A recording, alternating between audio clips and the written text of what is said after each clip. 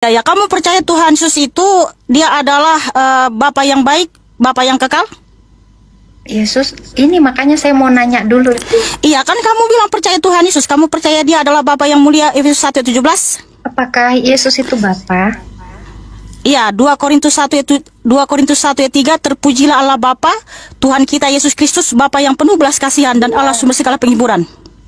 Dan iya, Tuhan kita Yesus Kristus dan Allah Bapa kita yang dalam kasih karunia-Nya telah mengasihi kita dan yang telah menganugerahkan penghiburan abadi dan pengharapan baik kepada kita. Jadi para rasul itu mengajarkan baik secara lisan maupun tertulis, Yeshua HaMasiah itu adalah Tuhan Allah dan Bapa kita. Wow, haleluya. Ini jawabnya kenapa muter cuman jelasin itu? Loh, karena Alkitab itu akan menjawab dirinya sendiri. Makanya kalau kamu kamu yang memaksa pemikiranmu masuk ke Alkitab, itulah kamu akan menyimpang dari ajaran Alkitab. Dan jadi di sini cuman tulisannya anak Allah kata Lukas. Iya. Matius anak. Loh, kok jadi Bapak gitu? Aku bingung, Kak. Coba. Iya, makanya kan saya bilang sendiri. Debat antara Agatha dengan Mikana ya, di mana Mikana ini adalah seorang yang mengajarkan ajaran Oneness Pentecostalism yang mengatakan bahwa Bapa itu adalah anak, anak adalah Bapa ya. Dan saya akan memutar videonya saudara, tapi mungkin tidak seluruh video kita bisa putar saudara karena akan sangat panjang sekali. Saya hanya akan memutar sebagian dan saya akan berusaha untuk memotong-motong dan mengomentari ya setiap bagian ya saudara ya. Baik, saya akan tampilkan videonya saudara. Alkitab itu akan menjawab dirinya sendiri. Kalau kamu kan sudah saya tahu kamu siapa ya kan, sebentar Agatha, sebentar Awati kan, karena kamu memang entah apalah omonganmu, tapi nggak apa-apa, kita akan menjawab pertanyaan ketika kamu bertanya di sini karena kami mengasihimu ya. Sebab kamu mengajarkan banyak yang menyimpang dari Alkitab. Karena apa? Kamu menjelaskan Alkitab itu berdasarkan pemikiranmu, bukan berdasarkan firman Tuhan. Sebab apa? Makanya saya bilang Alkitab nggak perlu ditafsir. Jadi kalau nggak ditafsir berarti dia anak Allah ya? Sebentar. Iya, anak Allah itu siapa? Kan dijelaskan lagi sama Alkitab. Anak Allah itu ya Allah itu sendiri, 1 Yohanes 5 ayat 20 ya. Nah, makanya di ayat 20 coba kita cek. Sebentar. Ya, di Matius 17 di sini Rasul Petrus, Rasul Yohanes, Rasul Yakobus sudah melihat apa yang terjadi ketika Tuhan dimuliakan di atas gunung ya. Matius 17 ayat 4 sampai 5. Kata Petrus kepada Yesus, Tuhan, betapa bahagianya kami berada di tempat ini. Jikalau engkau mau, biarlah kudirikan di sini 3 kemah, 1 untuk engkau, 1 untuk Musa, dan 1 untuk Elia. Dan tiba-tiba sedang ia berkata-kata, turunlah awan yang terang menaungi mereka, dan dari dalam awan itu terdengarlah suara yang berkata, inilah anak yang kukasihi, kepadanya lah aku berkenan, dengarkanlah dia. Sementara di Markus 14, Tuhan Yesus menyatakan dia yang datang dalam naungan awan. Ya, Kan Tuhan menyatakan dia yang datang dalam naungan awan. Di sini ada yang datang dalam naungan awan yang berseru juga, inilah anakku yang kukasihi, kepadanya lah aku berkenan. Wow, haleluya. Saya tidak tahu. Maaf. Saya tidak tahu kapan mereka debat saudara. Cuma saya lihat di YouTube itu ramai dan kemarin saya menyempatkan diri untuk mendengarkan ya saudara, dan saya dengarkan semua argumentasi Mikana itu betapa konyolnya saudara, betapa irasionalnya ketika dia mengatakan Bapa adalah anak, anak adalah Bapa, begitu ya saudara ya. Ya, kita dengarkan dulu, kita tampilkan dulu dan setelah itu kita akan mendengarkan. Sedikit demi sedikit saya akan memberikan komentar-komentar saya. Iya, jadi anak ya, bukan Bapak. Kamu mengerti nggak tadi di Markus 14 ayat 62 kan Tuhan mengaku dia yang datang dalam naungan awan. Nah, artinya ketika roh Elohim, roh kudus berkenosis hadir di tubuh Bunda Maria, bukan berarti surga kosong. Roh keilahian Tuhan Yesus ada di surga, ada di mana-mana dalam waktu yang bersamaan ketika dia juga ada dalam bumi. Iya. Makanya Tuhan sedang menyatakan kepada kita, kita harus seperti Tuhan Yesus berkarakter Kristus, rendah hati, supaya Tuhan berkenan atas hidup kita. Karena tujuan Tuhan Yesus datang ke dunia ada dua hal. Yang pertama, untuk menebus kita dari hukumnya sendiri. Karena tidak ada yang bisa menebus kita dari kutuk, ya, hukum Taurat atau dari hukum Tuhan itu selain Tuhan itu sendiri. Yang kedua, untuk memberikan kita teladan bahwa kita harus berkarakter Kristus, rendah hati. Jadi waktu Tuhan Yesus mau dibaptis, ya kan, Tuhan Yesus datang kepada Rasul Yohanes Pembaptis. Apa kata Yohanes Pembaptis? Akulah yang perlu dibaptis olehmu. Tetapi Tuhan menyatakan biarlah hal itu terjadi untuk menggenapkan seluruh kehendak Allah. Kehendak Allah, kehendak Elohim adalah kita harus berkarakter Kristus, rendah hati. Jadi Tuhan Yesus Kristus adalah Tuhan Elohim dan Bapa. Ketika dia datang ke dunia, dia juga disebut anak Allah. Kan orang ngomong ya. Kan kamu bertanya? Iya, ini jadi gimana? Jadi saya jelasin. Kata Lukas, engkau akan mengandung yang disebut kudus anak Allah. Terus tiba-tiba jadi Bapa Allah. Ini Nggak ada Bapa Allah. Yesusnya nggak ada Bapa Allah. Itu dia Bapa. Jadi gimana? Di dalam Alkitab tidak ada Bapa Allah. Oke, Allah Bapa. Oke. Nah, ini juga Yesus ini. Jadi gimana ini penjelasan Matius tadi? Jangan muter-muter gitu. Kan tidak muter-muter, berarti saudari nggak menanggap, tadi nggak menyimak.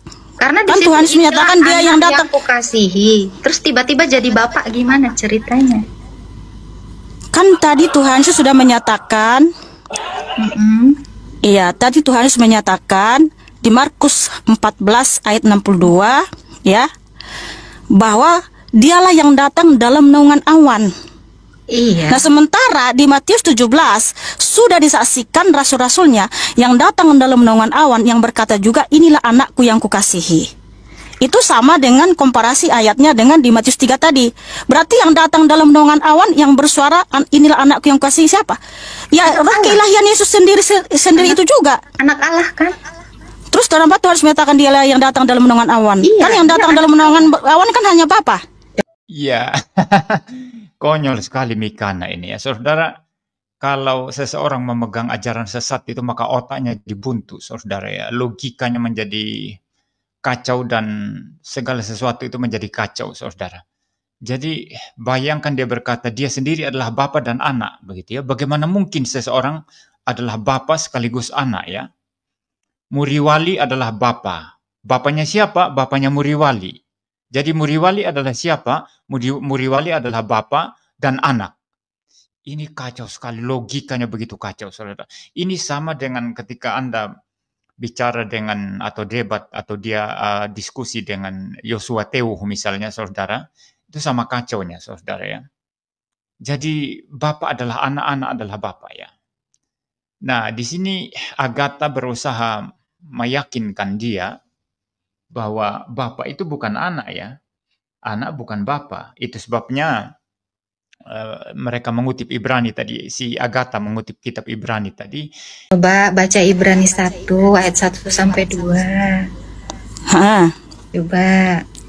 Ibrani 1 ayat 1 sampai 2.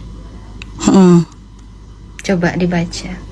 Setelah pada zaman dahulu Allah berulang kali dan dalam berbagai cara berbicara kepada nenek moyang kita dengan perantara para nabi.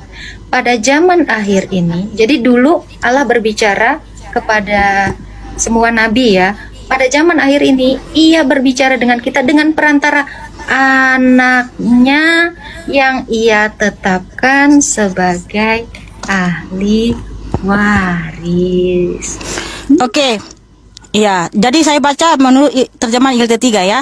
Ibrani 1 ayat 1 dan 2. Elohim setelah berbicara dalam banyak kesempatan dan dengan berbagai cara pada zaman dahulu kepada para leluhur melalui para nabi, pada masa terakhir ini dia berbicara kepada kita di dalam Putra yang telah dia tetapkan sebagai ahli waris segala sesuatu. Melaluinya pula dia telah menjadikan zaman-zaman.